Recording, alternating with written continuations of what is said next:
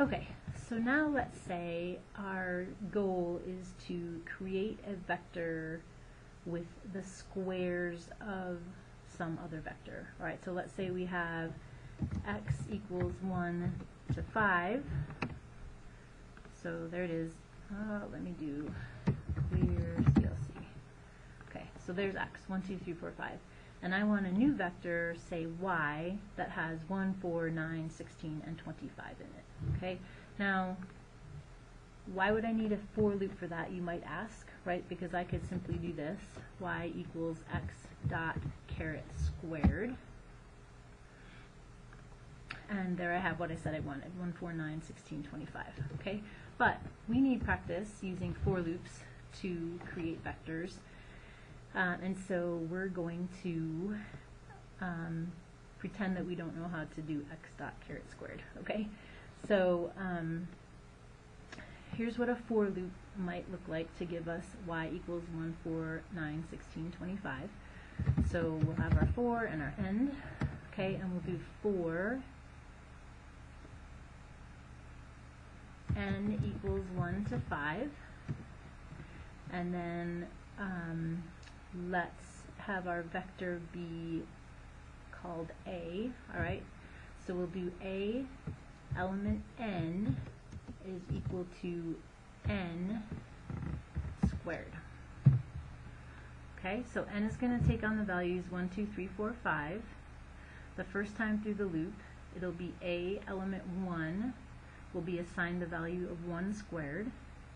The next time through the loop, n will be 2, so A element 2 will be 2 squared, and so on.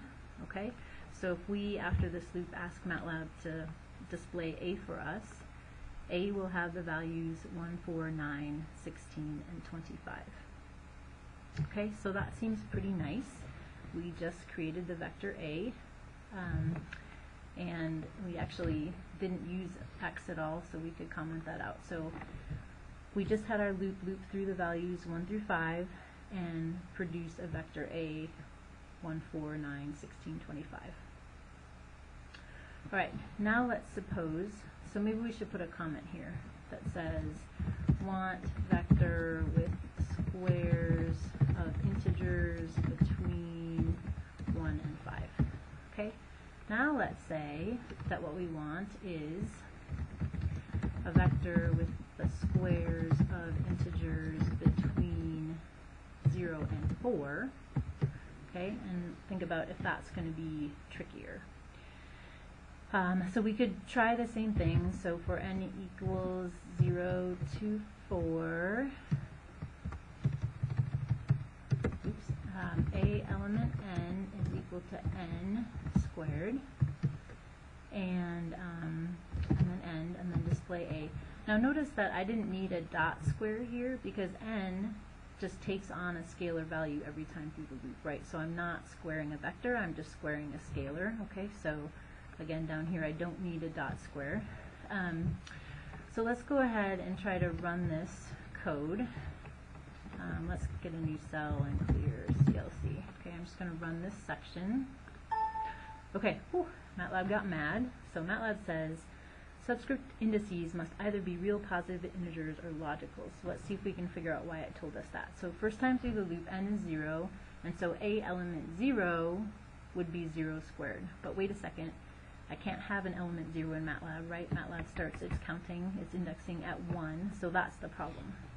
Okay, so I'd have to get a little creative here, and there are a couple of options.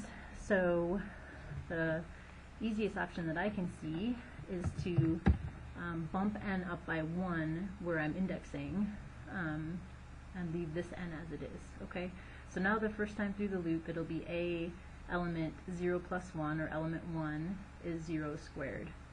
The second time through the loop it'll be A element 1 plus 1, or 2, so element 2 is equal to 1 squared. Okay, so let's run it now.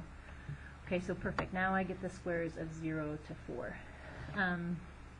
Another way we could have done it would have been to let n go from 1 to 5 so that we can use n as our index, so A element n, And then on this side of the assignment operator, we could have done n minus 1 squared